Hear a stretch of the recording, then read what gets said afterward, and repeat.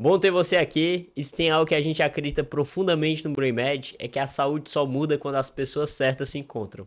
Quando ideias se conectam com propósito e coragem para transformar o que existe hoje. O BrainMed nasce com essa missão: conectar as lideranças médicas e empresariais por meio de experiências exclusivas e transformadoras, promovendo inovação e impacto real na saúde cearense. A gente acredita que o Ceará tem que ser protagonista e tem as pessoas certas para isso. E esse podcast é onde isso acontece. A gente chama aqui lideranças médicas, empresariais, para conversar, trazer insights e trazer aprendizados para você médico que quer crescer na sua carreira e quer estar ao lado das grandes lideranças aqui do Ceará. Inclusive, você pode fazer parte da nossa comunidade. Basta apontar o celular no QR Code que vai aparecer aqui na tela ou clicar no link da descrição do nosso Instagram, BrainMed Oficial.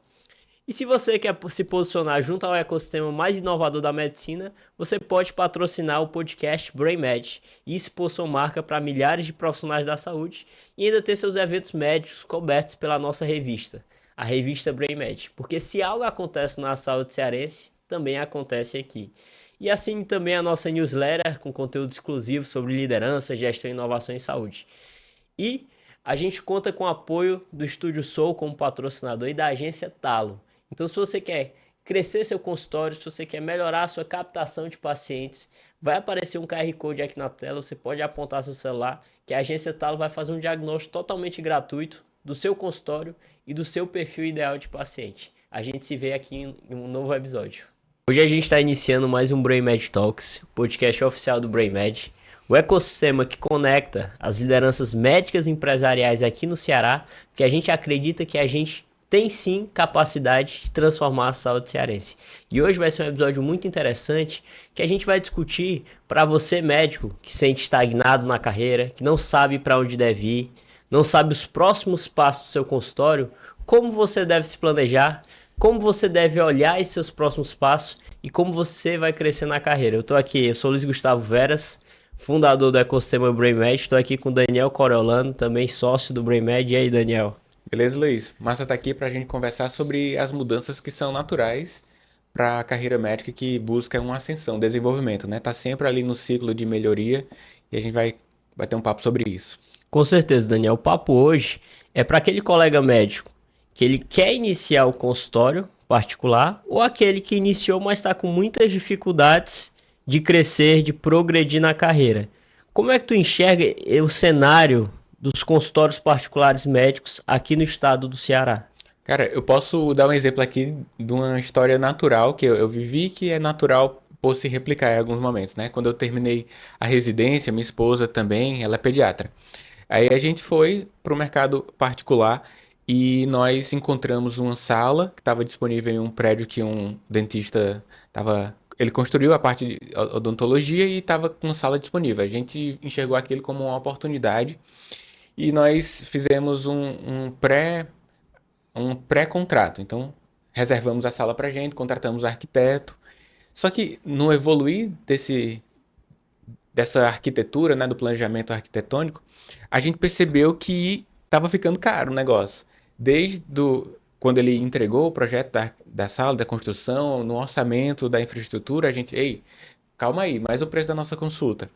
É como se a gente tivesse colocado o carro na frente dos bois. Vocês começaram a fazer sem antes se planejar. Pronto. Esse é o ponto importantíssimo que é uma lição que esse momento da minha carreira trouxe. O planejamento. E aí nós voltamos para trás. Diz, não, Josi, que é a minha esposa. Eu acho que esse não é o melhor momento. Olha o volume financeiro que a gente vai ter demandado, que nós nem temos agora isso tudo. E aí a gente visualizou outras oportunidades que hoje tem de uma forma até mais tranquila para o médico do mercado. Então, o problema aí foi o planejamento. O que é que eu quero e o que é que eu posso dentro das condições disponíveis, né? Até eu coloco algumas. De vez em quando vai surgindo problemas frequentes na relação pai-filho, aí eu Uhum. estabeleço algumas regras. Uma delas, que é frequente, é assim: o que é que você pode fazer melhor com os recursos que você tem agora? Sim. Então, não existe uma receita de bolo para por onde começar na carreira médica, mas olha para você e diz assim: o que é que eu posso fazer de melhor com os recursos que eu tenho? No exemplo meu, em que eu comecei a montar lá projeto arquitetônico e tudo, não tinha recurso financeiro disponível para aquilo. Então, o melhor que eu podia fazer naquele momento não é o que eu tinha começado a fazer. Para outra pessoa, isso pode ser algo bom.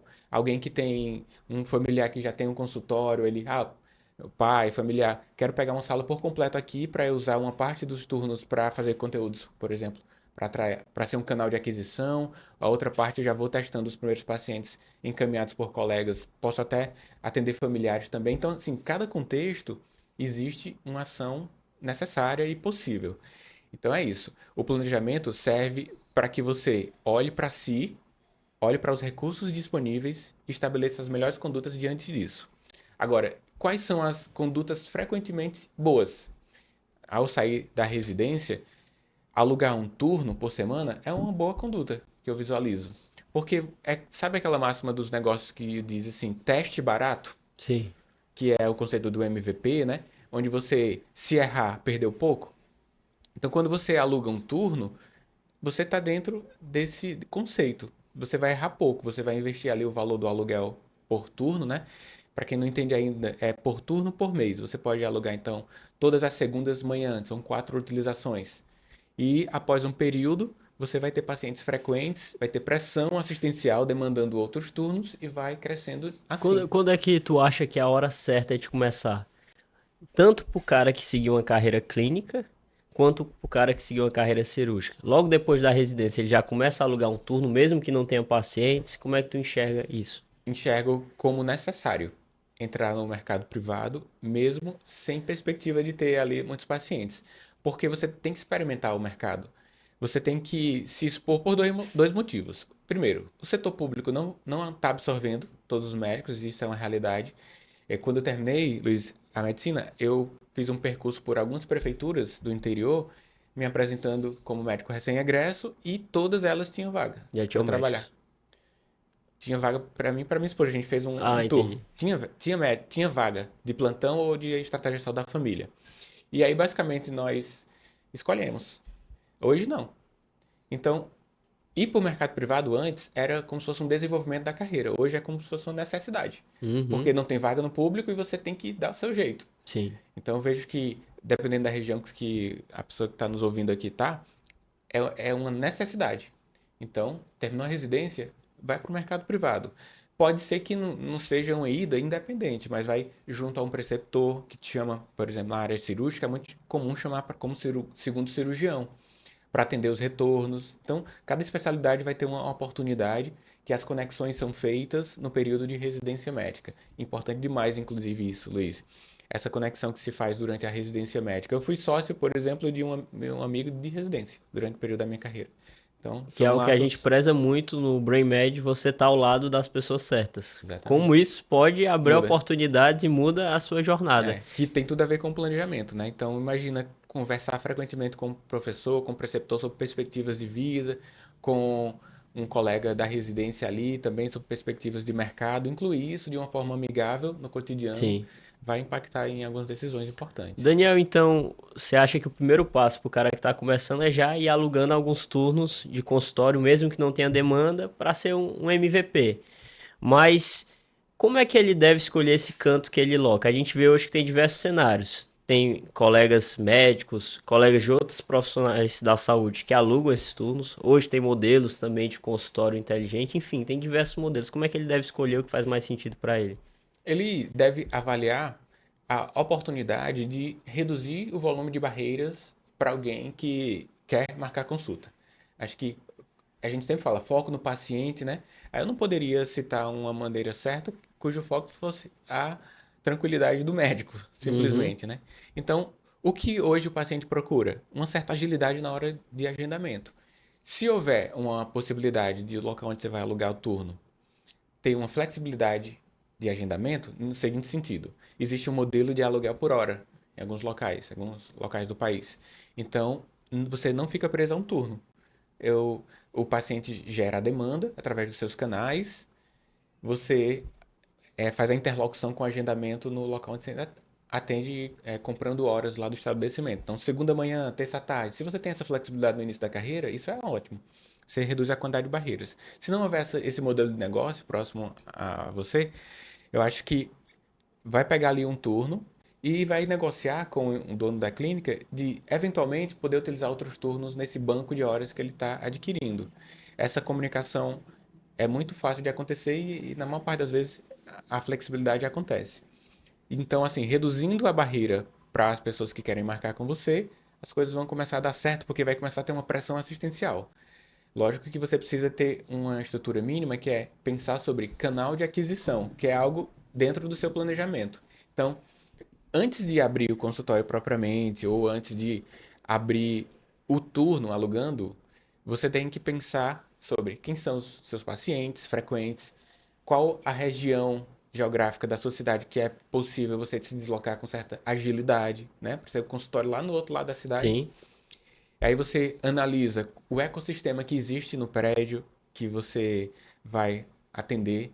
Isso é muito, muito importante.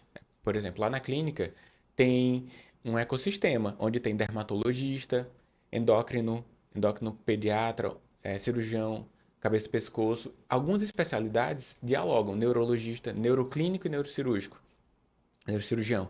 Então, uma vez o pai de um paciente da minha esposa, ele tinha um quadro de cefaleia frequente e viu na recepção lá na TV que lá tinha neurologista, que ele trata Uhum. cefaleias. Então ele, por estar naquele ecossistema, a Luana, que é a neuro, ela conseguiu captar um paciente, foi um canal de aquisição. Então, sobretudo no início, que você tem canais limitados para a aquisição, pensar e se planejar para entrar no ecossistema é um movimento importante. Então, cabe no planejamento geográfico e de possibilidades de comunicação com outras especialidades. Então a gente vê que o médico ele tem que ter essa visão de empresário. Ele tem que se planejar, tem que ter os canais de aquisição e tem que saber qual seria o seu paciente ideal, que na parte empresarial seria seu cliente ideal. Daniel, eu queria saber como é que o médico, que ele está iniciando no consultório, ele já está com alguns turnos, tem uma dificuldade muito grande, muito devido também por não fazer um planejamento, a como precificar essa consulta. Porque essa precificação vai envolver os canais de aquisição, vai envolver o paciente ideal dele. Como é Uhum. que ele pode pensar na precificação da consulta dele, já olhando para um crescimento planejado? Pronto. Assim como na medicina existe um conjunto de intervenções para quem tem diabetes tipo 2 ou então hipertensão, que aí você tem mudança de estilo de vida, prescrições de alguns fármacos adaptados à condição dele, né? A precificação, existem vários métodos para precificar, adaptado à condição do indivíduo. Então, você pode, de uma forma geral aqui, falando, verificar quanto que você gasta para estar naquele volume de horas. Então, quais os componentes dessa variável? Quanto você paga por turno? Se você paga R$ 4.000 para utilizar é, 16 horas, aí você divide isso. Paga R$ 2.000, divide. Quanto é cada hora? Aí você já começa a ter números. Então eu gasto lá R$ 2.000 de aluguel, mais R$ 2.000 de plataformas, como o prontuário eletrônico, anúncios, gravações de podcasts como esse para fazer cortes, e comunicação audiovisual, né? Então você tem um custo mensal ali de R$ 4.000, colocando isso para ficar atendendo um turno ou até mais que isso. Então, quanto é isso dividido pelas horas disponíveis para atendimento? Então você tem um custo por hora. A partir disso, você vai estabelecer a margem de lucro que você quer atingir. Aí você tem que olhar para alguns âncoras. Então, preço que o mercado cobra, qualidade assistencial que você presta em termos de tempo e de densidade de tecnologia que você oferece na sua consulta, porque são mais de 50 especialidades e precisa Sim. fazer essas considerações. Equipamentos que você vai utilizar durante o atendimento, adicionais que você entrega, porque muitos entregam, para além do atendimento clínico, anamnese, exame físico, algo complementar. Por exemplo, é frequente no pré-natal entregar um ultrassom dentro do preço da consulta. Um oftalmologista é frequente que faça um exame de fundo do olho, que é um exame complementar, a rigor, mas acaba entregando. Então, você vai ver os componentes que somam e que faz a sua consulta, o tempo que você gasta por cada hora disponível para você atender, e aí é um número para você começar a precificar. É a Então, partir daí. uma dúvida que surge em quem está começando é se inicia já totalmente privado ou se inicia com convênios para criar uma carteira de pacientes e depois migrar 100% para o privado. Qual que você acha que é o melhor caminho? Esse é uma falácia de iniciar por plano de saúde e depois de ter um volume de pacientes, acreditar que esses pacientes vão permanecer com você quando você sair do convênio. Isso já foi feito um estudo acho que foi o Conselho Regional de Medicina de São Paulo, e ele verificou que menos de 10% dos pacientes permanecem. E quando permanecem por curto período, só para finalizar o tratamento. Então é meio que foi pego de surpresa, porque o indivíduo saiu do plano, né? Tava alguns meses ali sem consultar, e quando foi ver, é só privada, tá bom, vou marcar. Mas aí não é uma coisa de longo prazo. Então, se você quer atuar no mercado privado e também é conveniado, você pode lançar mão de um recurso, atender no mercado de convênio em uma clínica e o totalmente privado em outra. Você não mistura as duas É coisas. uma possibilidade, ou também colocar um turno, se for no mesmo local, tantos turnos da semana lá, atendendo por plano, e os outros turnos no mercado privado. Porque isso organiza a percepção de valor. Imagina você estar dentro de uma recepção ali e ter pacientes do plano e pacientes privados, e você faz entregas do ponto de vista técnico. As entregas têm que ser a mesma, com foco no benefício de saúde do paciente, mas você precisa oferecer experiências adicionais por conta de que há uma demanda disso por o indivíduo estar fazendo pagamento direto, né? Hoje o mercado tem uma certa maturidade de entender que as consultas ambulatoriais, elas são pagas, e o plano de saúde é como se fosse uma espécie de seguro para questões de exames complementares e também de internações hospitalares.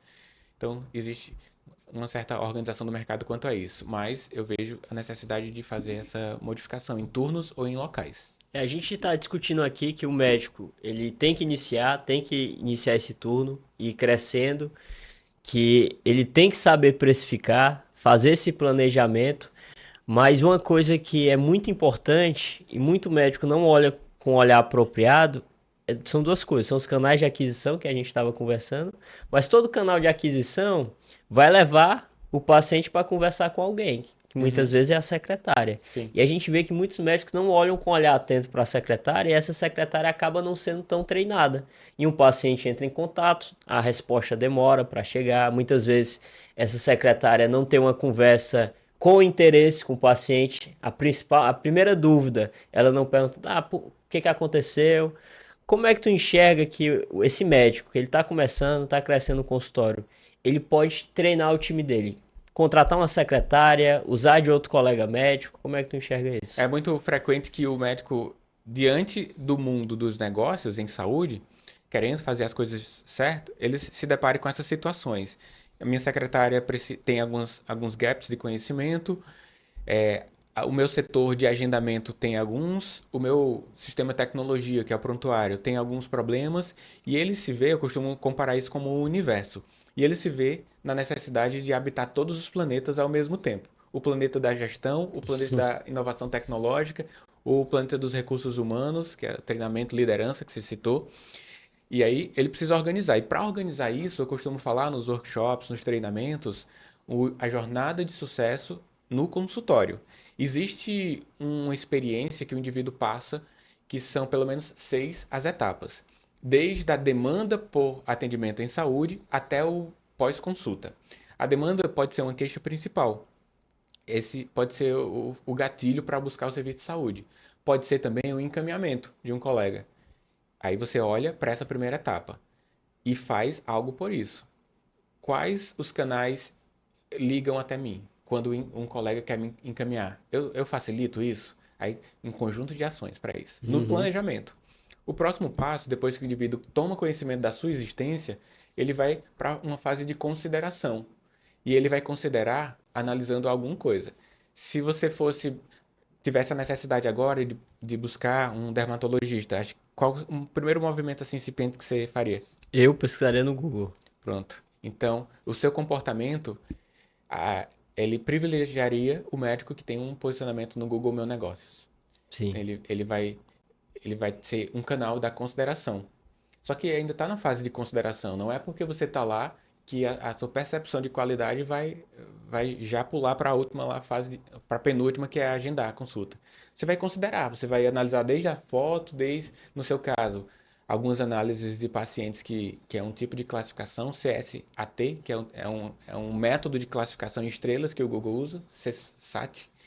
E aí você vai começando a decidir, não é? Eu veria lá os que estão melhores ranqueados, olharia as avaliações de outros pacientes, tanto no Google Meu Negócio quanto no Dactaralia, e depois eu ia buscar se o médico tem algum Instagram, tem alguma rede social, até para não só ver ele como é que ele atua, né? Porque no Google fica muito na foto, até para saber Aham. conhecer mais sobre o médico, conhecer mais profundamente. Se possível, eu ia perguntar alguma indicação, ia tomar uma decisão final e ia agendar. Pronto, narrou todo o percurso. Você teve o período de consideração, período de escolha, superando cada um deles, até o agendamento. Aí você ia tentar agendar. Só que isso, tudo aí tem uma barreira. Se a sua secretária não atendesse com agilidade, talvez nesse percurso você olhou para duas possibilidades. E se um respondeu em 5 minutos e o outro não respondeu, tu vai para aquele que respondeu ágil, né? Então, aí tá aquele ponto que você me perguntou sobre secretária. Precisa ter uma agilidade. Pode utilizar o recurso da inteligência artificial para dar umas informações rápidas até o agendamento. Só que aí ele chegou lá para você e você está atendendo o paciente de 9 horas, já está 10 horas, que era o horário dele.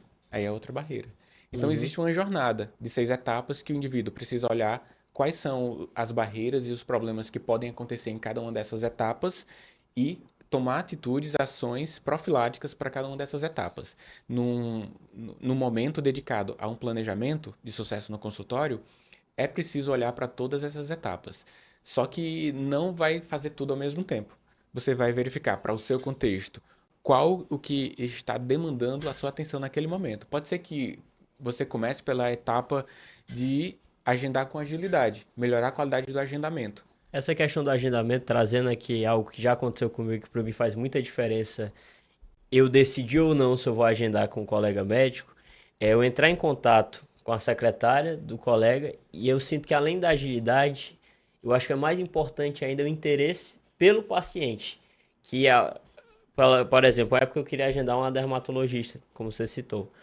E eu entrei em contato com a secretária, fiz algumas perguntas, uma pergunta que talvez a médica não atendesse, e ela só me respondeu não, muito seco. Ela não me perguntou qual era o motivo da minha pergunta, porque eu estava interessado Aham. naquele possível procedimento, enquanto outra secretária, ela me tratou super bem, perguntou como é que eu estava, porque eu estava buscando atendimento, de onde eu vim, que é muito Uhum. importante, né? De onde você veio, por que você está buscando essa consulta. Me senti tão bem tratado que eu acabei agendando com essa. Não conhecia, não tinha Uhum. indicação de nenhum colega. Então, ó, essas etapas devem ser bem respeitadas e elas são essenciais para facilitar o bem maior ali, que é oportunizar que você cuide daquela pessoa. Às vezes você tem uma grande competência técnica, só que ela não se comunica com o mercado. Até recentemente eu coloquei lá no Instagram que enquanto você fala grego, que é a linguagem técnica da medicina, o seu paciente não entende. Então você precisa ter ferramentas para traduzir simultaneamente a sua linguagem grega, que é a técnica médica, para a linguagem de mercado. Então, enquanto você diz, tenho as melhores técnicas e fala o nome técnico disso, né, da cirúrgico ou habilidades clínicas, o seu paciente quer cuidado. Sim. Enquanto você está de posse e tudo bem fresquinho na cabeça da última atualização da diretriz da sua área, o seu paciente quer um equilíbrio na sua saúde, inclusive nas suas relações familiares, por conta lá que estão perturbando ele porque ele está fumando, por exemplo. Uhum. Então, o mercado ele solicita algo e você está informando que entrega algo, mas não está chegando essa informação, está grego para o paciente. Então, ao planejar e ao utilizar ferramentas de planejamento de negócios em saúde, você traduz a linguagem grega para a linguagem de mercado. Mas aí precisa parar um Daniel, tempo assim, o que, para que você fazer isso. recomenda para o colega médico quando a gente fala de canal de aquisição? A gente vê hoje, até com esse relato que eu fiz, eu tracei aqui Instagram, Uhum. tracei internet, que entre aí o Google Meu Negócio, talvez tenha um site próprio, que você conheça a formação do médico, a trajetória. E tem outros canais, alguns médicos entram no YouTube, começam a produzir conteúdo. Como é que tu enxerga hoje, no cenário de hoje da era digital, o médico pensar em canal de aquisição nesse planejamento do consultório e da carreira particular dele?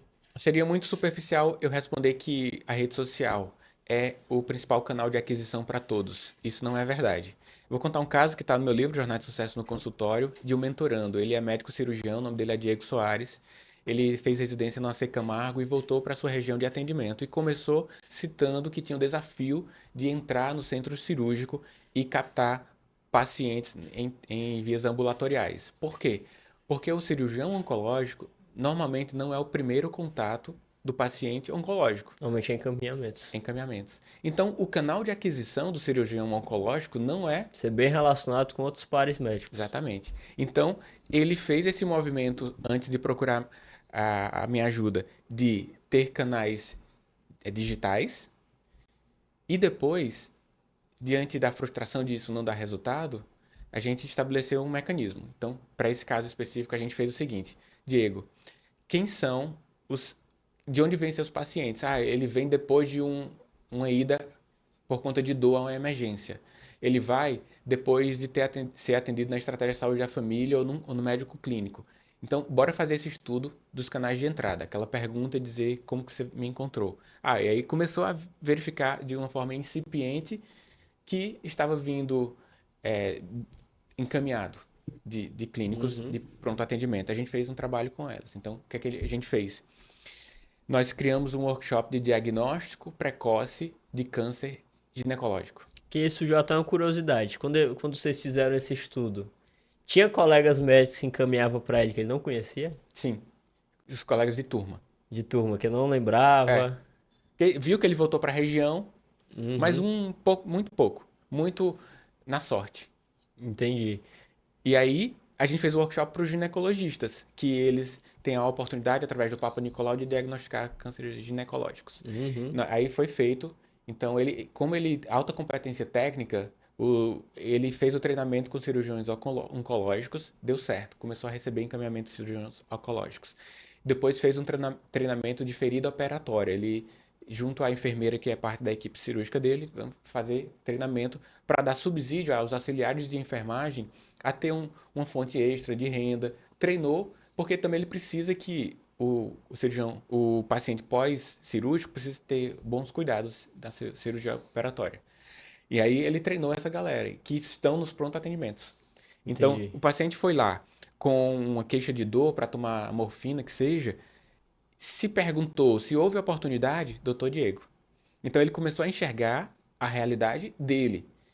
Depois começou a produzir conteúdos no Instagram, não para atrair pacientes Mas para a propriamente, realidade dele. Por atrair isso que é médicos. importante o médico entender de onde vem um paciente, qual é o perfil do paciente. Porque Exatamente. isso vai traçar toda a estratégia dele, planejamento em cima dos canais de aquisição que ele vai construir, né, na forma que ele vai conversar com esses pacientes. E Daniel, eu queria te perguntar, então o médico já está iniciando no consultório particular, ele já está tendo pacientes, a agenda dele já está crescendo, ele já fez essa precificação com base nesse planejamento que a gente conversou, mas agora é o próximo passo. Quando é que é a hora, talvez, de você aumentar o valor da consulta? E quando é que é a hora de você sair desse consultório que você está alugando e alçar um voo maior? Você montar a sua própria clínica, juntar com algum colega médico? Quando é Eu, que dá esse próximo passo? eu falei de algumas variáveis mais técnicas para precificação, mas outra é uma variável mais intangível. É quanta pressão assistencial você tem. Então, você pode marcar como, se eu tenho necessidade e pressão assistencial para 3 meses para frente, quer dizer que eu estou sendo demandado demais pelo mercado. É o momento de fazer um movimento de aumentar o seu preço de consulta. Você pode ter esse marcador. Se você tem para 2 meses ou para 3 meses, aí você pode usar isso como marcador, mesmo que isso descole muito do preço dos seus valores por hora. Então, digamos que você tem por volta de R$ 150 por hora para trabalhar, né? Pagando, né? Aluguel e tudo mais que eu citei. E aí você começou a trabalhar com uma consulta de R$ 500. Mas, devido à pressão assistencial, há margem para você colocar 600, 700. Só que não, isso não pode ser uma barreira, porque às vezes a consulta não é o principal produto, entre aspas, do médico, é a cirurgia. Então, você pode até diminuir a barreira de entrada, considerando que o LTV, que é um termo que você, quando começa a estudar negócios, vê, né? Considerando que ele, através de uma cirurgia, vai superar ali o preço da consulta Você tirou aquilo como barreira. Mas se você for eminentemente clínico, aí você tem a margem ali de aumentar para 600, R$ 700. Vai fazendo essa análise de o quão demandado você está sendo no mercado, pois existe aquela regra básica, né, de preço e demanda de mercado. Dentro de um contexto ético, né? Também não vai destacar Sim. uma consulta lá para as alturas, que também isso não é nem digno. E com os pacientes que você já tem há muito tempo, como é que você faz esse aumento da sua consulta? Você avisa com antecedência? Como é que funciona? Usualmente a gente faz um modelo de aumentar no início do ano, e isso é bem aceito pelo mercado. Eu particularmente não julgo que é o melhor movimento, porque no início do ano existe alguns pagamentos de impostos, IPTU, IPVA, essas coisas. Inclusive eu recomendo a minha esposa não fazer esse movimento no início do ano, que a gente já percebeu que diminui o volume de consultas em janeiro. Então faz isso em um período do ano que é um período normal, avisando previamente Entendi. para os pacientes. Então, a partir, digamos que na sua região, você entendeu que vai aumentar em agosto, ou então setembro, que seja. Você avisa lá nas férias do meio do ano, em julho, por aí, que em agosto vai ser isso. Então, 90 dias é um período saudável. E para pacientes agendados e para novos pacientes, você já muda, entendeu? Então, para sua carteira de pacientes, vai mudar a partir de setembro, avisando isso em julho, e para os novos, mudou em julho, porque ele já vai chegar com preço novo. Aí, nesse período, é um período que pode gerar alguma confusão nos agendamentos, mas tem que estar muito alinhado com a secretária. Ó. Pacientes novos, vamos diferenciar aqui, e os outros pacientes. Aí você comunica de uma forma amigável que as pessoas atendem. Sempre vai sair alguém. E aliando isso dessa pressão assistencial, quando tu sente, Daniel, que é a hora do cara talvez Ah, construir a clínica dele, será que é o certo. cara que tem mais apetite ao risco? Ou será que o cara mais conservador ele prefere realmente locar os turnos, estar numa clínica já de outro colega? Como é que tu enxerga isso? Eu acho que você tem que ter uma autoanálise para verificar se você tem alguma inclinação para gerenciar negócio, porque se não é um tema inescapável. Se você aluga turno, se você tem o seu consultório próprio, a gestão é um tema inescapável, Sim. sob o risco de você não dar certo. Simplesmente assim. Só que a complexidade de um negócio próprio, de uma clínica própria, é maior. Então, tem que olhar para si e verificar o movimento que lhe é justo. Exemplo: pós-residência é comum alugar o turno e ter menos densidade de gestão. Depois você vai para a gestão. Só que lá na clínica tem um médico que está nos primeiros 5 anos pós-residência, atuando de uma forma tranquila, e pelo menos 2 já saíram para montar consultório próprio. A Emília, psiquiatra, atendeu por um período lá na clínica, que aluguel por turno e agora tem sua clínica própria. E tem outro, que é o Dr. Clínio, que ele diz: eu não quero conversa com gestão, não. Ele é ortopedista, tem acho que 15 anos ou 20 de carreira, e ele diz: eu não quero. Daniel, organiza para mim, eu só quero vir atender e pronto. Ou Então, seja, vai do perfil do médico. exatamente. Aí ele vai tranquilo, atende, já tá lá acho que uns 5 anos. Ele sempre eu converso com ele elogia. O cuidado da gestão eu tenho que ter para oferecer uma boa experiência para ele, mas ele olhou para ele e disse: eu quero esse contexto. Aí encontrou um local, né? Porque ele já tinha ido para outros locais que normalmente o gestor tem que ter um olhar mais refinado para fazer essa entrega. Uhum. Porque médicos, inclusive, pode abrir um consultório próprio e já prevendo a não utilização de todos os turnos, alugar outros turnos para outros colegas. E aí, Já isso, entra como unidade de negócio isso dentro do planejamento. é mais uma fonte de entrada. Então, se eventualmente você para de atender umas férias, aí o dinheiro ainda continua tendo uma recorrência ali. São vários os modelos, né? Poderia falar sobre isso, mas aluguel de turno é apenas um dos modelos. E falando nisso de planejamento, a gente já se encerrando por aqui, Daniel, eu queria saber a tua visão em termos, assim, como o médico deve olhar o futuro. A gente vê que todo ano é interessante ter um planejamento. Quando é que é a hora de fazer esse planejamento? Final do ano ou início já do ano seguinte? E como é que o médico ele deve esboçar esse planejamento de carreira dele? Será que ele já tem que olhar daqui 1 ano, daqui 3 anos, daqui 5 anos? Toda hora é hora, Luiz.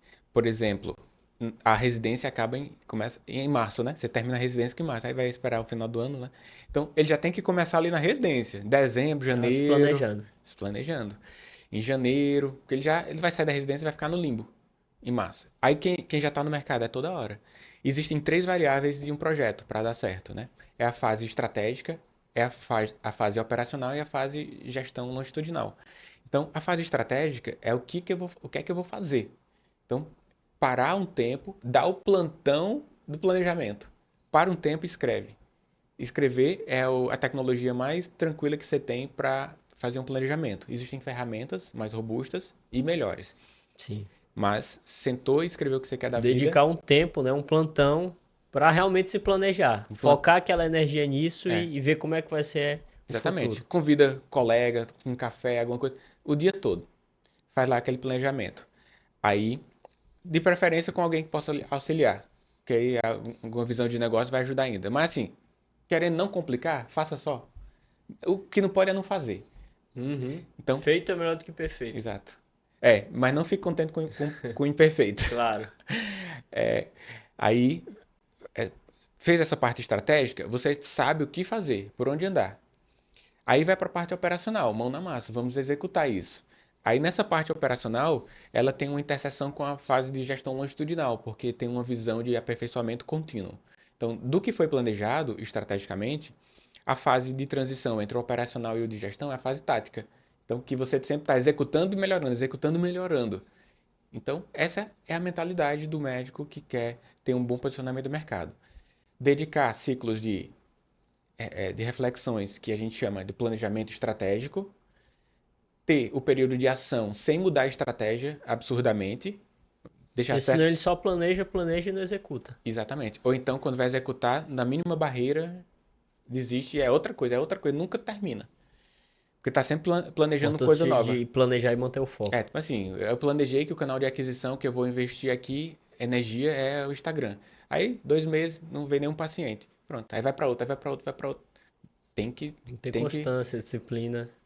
E aí, nessa fase tática longitudinal, você vê, não é que não está dando certo, por exemplo, esse canal de aquisição, é porque a minha comunicação está ruim. Aí adiciona ali um workshop de comunicação. Ou então lê um livro de comunicação. Importância do médico ter essa educação contínua também de outras temáticas, nem sempre associadas só à medicina. Aristóteles dizia que existem 3 tipos de amizade. Uma amizade de utilidade, que eu acho que essa é muito justa para nós médicos. Estando dentro de uma comunidade, é útil compartilhar sua informação e obter informações dos outros que estão dentro de uma comunidade de desenvolvimento, comunidade de práticas, né? Então, existe a comunidade, essa de utilitária, então está no ambiente, possibilita você se desenvolver em outros aspectos além dos diagnósticos. A amizade de virtude, que é uma coisa mais elevada, baseada em caráter. E a outra amizade, deixa eu ver se eu lembro. Amizade de utilidade, amizade de virtude e esqueci o nome da outra, Luiz. Pesquisem. Vou colocar aí na área de comentários. Mas é que eu queria trazer mesmo essa amizade de utilidade, porque você, tendo essa consciência, tem uma intencionalidade de estar dentro dos ambientes em que os médicos estão pensando fora do propriamente diagnósticos e tratamentos, que isso é importante, lógico, mas que possibilita você enxergar para outros aspectos. Você tem que estar cercado das pessoas certas. É isso que a gente acredita muito e preza no BrainMed, ter ambientes com as pessoas certas para a gente instigar esse pensamento de transformação e sempre pensar em desenvolver continuamente.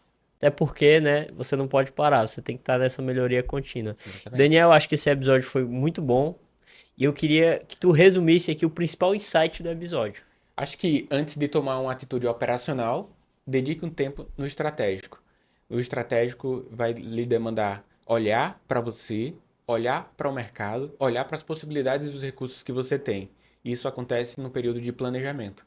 Desde um planejamento com baixa densidade tecnológica, que é escrita simples e pura em um papel, até algo maior dentro de um ambiente de negócio e mediado por um mentor.